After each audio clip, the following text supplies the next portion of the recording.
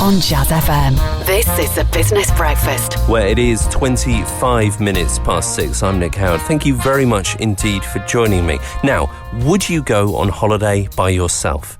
Solo travel suffers from a stigma, I think, of whether it's a forced business travel, perhaps even of loneliness, and of course a financial stigma as well, whether it be paying more for a hotel room for one than for two, and things like that.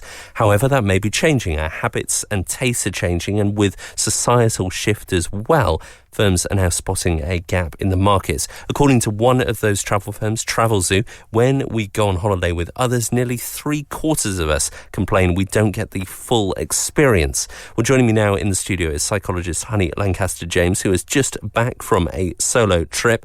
Honey, good to have you in the studio. Before I talk about this particular topic, with a psychologist in the studio, I've got to ask you about what we've seen in the last few days in terms of politics, where you've got these enormous personalities clashing. Surely as a professional in this field, you must look at this and, well, it must be fertile territory.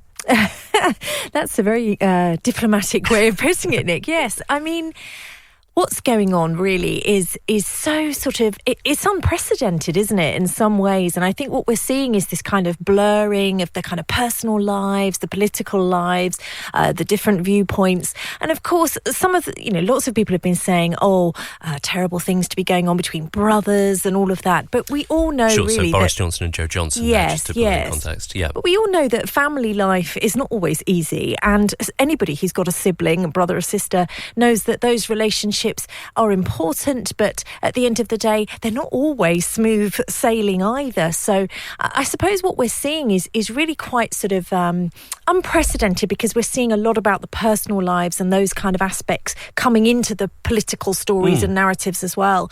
I think a lot of people are just finding it very difficult to understand and make sense of everything that's going on. And we've got a lot of Brexit fatigue as well, with just a lot of people being so kind of fed up and not really knowing what to make of anything anymore. What I wonder whether that exhaustion is feeding in, because it feels as though even storylines from soap operas or from grand narratives are bleeding into our politics. I wonder whether that is us, whether the media or us, just the public, trying to actually impose some kind of order on what's going on. Yes. The thing that we grab for is stories. Yes, absolutely. And I think psychologically, one of the things we do sometimes to make sense of a situation is we kind of put people in different roles, and we play out certain dramas, and then of course we take a side in that. It is a little bit like creating a pantomime, isn't it? That you take those kind of characters and those situations and make them into caricatures in order that we can understand it. So you've got goodies and baddies and villains and heroes, and then you've got brothers, and it's very much like it could be a theatre show, couldn't it? I don't know. Maybe in years to come, you never know. The whole thing might get turned into a big Hollywood movie. I don't know. I suppose it also shows how, if you are turning people into heroes and villains, how people, particularly through social media, can fall so far, because we don't treat them as human beings anymore. Yes, We've got to talk about travel, just because it's why I invited you onto the programme. But you're just back from a trip you went on your own. Just talk me through that. Just give me some context here. Yeah, absolutely. So I have travelled a little bit on my own in the past, but mainly through business or pleasure. When you go away on business, but you add a few extra days on. To somewhere nice, and you think, exactly. And I'd done a little bit of backpacking when I was younger as well. But recently, yes, I teamed up with Travelzoo on a kind of research project looking at the psychological implications of solo travel, because it is on the rise. And you were saying earlier that a lot of travel companies now are kind of seeing this growing industry and putting in place specific holidays. So I thought, well, I've got to try it for myself. So I went on a solo holiday. It was actually to Corfu, and this particular one was it was through Travelzoo, but it was with one of their providers, Club Solos. And what that basically means is you go on holiday by yourself, but you meet up with a group of other people who are solo travelling, and there's kind of an organised week, if you like. But you can dip your toe in, and as much as you want to be with the group, you can be, family, or you can do your own thing. So for me, I tended to spend my days doing my own thing, either with my head in a book on the beach, being completely undisturbed, or going off looking at different tourist attractions. I like to spend a long time in museums and doing things like that. But then you had this sort of the nice element of being able to come back at the end of the day and having dinner with your new friends in your group. And I do count them as friends, because by the end of the week, it really felt like I was on holiday with a bunch of best friends. It was so sociable. So this is the thing. I would say that you always come across as this bubbly, sociable person. I would say that you probably get on with most people.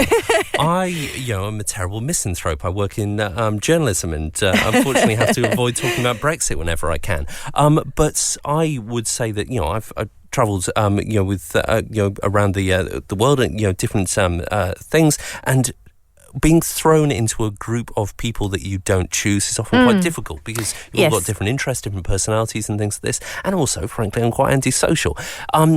Being forced into that situation, surely that can be quite difficult. Oh, I mean, these certainly don't force you into anything. I mean, these are the kind of sort of holidays that are growing up to address the needs of those people who want to go on a solo holiday, but don't really want to do the whole thing by themselves. They don't want to just get a backpack and take a plane and not know anyone. So this is a kind of, if you like, it's sort of halfway between. It's the best of both worlds, really. And Travelzoo sort of launched this campaign called Solo September.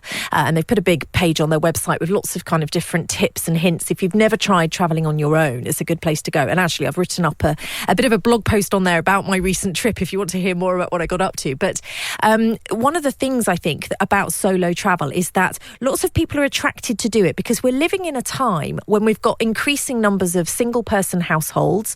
We've got an ageing population as well. There's a growing demographic of the over 55 women who want to travel and go off on their own, but like the security of being on a sort of organised tour.